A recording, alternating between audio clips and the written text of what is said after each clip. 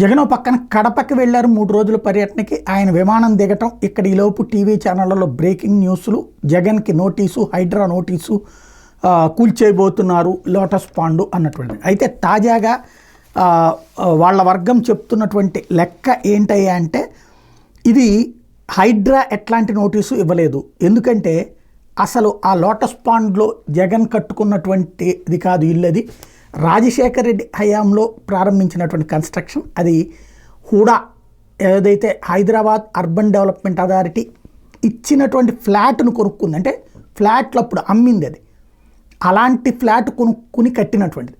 కాబట్టి అందులో అమ్మింది హుడా అయితే జగను రాజశేఖర రెడ్డిని అడగరు కదా. ఇది నెంబర్ 1 ఆస్పెక్ట్. నెంబర్ 2 ఆస్పెక్ట్ వచ్చేటప్పటికి, ఒకవేళ ఇవ్వదలుచుకుంటే అది రాజశేఖర రెడ్డికి మరొక గిఫ్ట్ ఇచ్చినట్టు. అప్పట్లో జగన్ జైల్లో పెట్టి రాజశేఖర రెడ్డిని ఎఫ్ఐఆర్ పెట్టి ఇప్పుడు వాళ్ళకి కుటుంబానికి, ఇప్పుడు అందులో షర్మిల అక్కడ ఉంటుంది కాబట్టి వాళ్ళకి ఇచ్చారన్నది సెకండ్ పాయింట్. ఇప్పుడు ఇంకొక కాన్సెప్ట్ ఏంటంటే, ఇది ఇచ్చింది స్టామ్ వాటర్, ఈ వర్షపు నీళ్ళకి సంబంధించినటువంటిది. ఆ చెరువులోకి పోతూ కలుపుతున్నారు.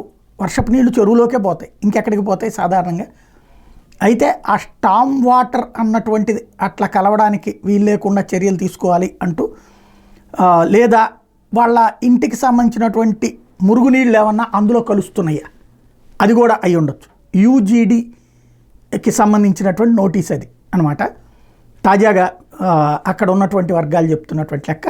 దాన్ని బట్టి ఇది కూల్చివేతకు సంబంధించింది కాదు, నీళ్లు ఏవైతే ఈ సముద్ర ఇదే ఆ కాలువ నీళ్ళు, ఇళ్లల్లో మురికి కాలువ నీళ్ళు, లేకపోతే కనుక అక్కడ ఏదైనా వర్షపు నీళ్ళు దాంట్లో కలుపుతున్నారు అన్నది అయి ఉండాలి.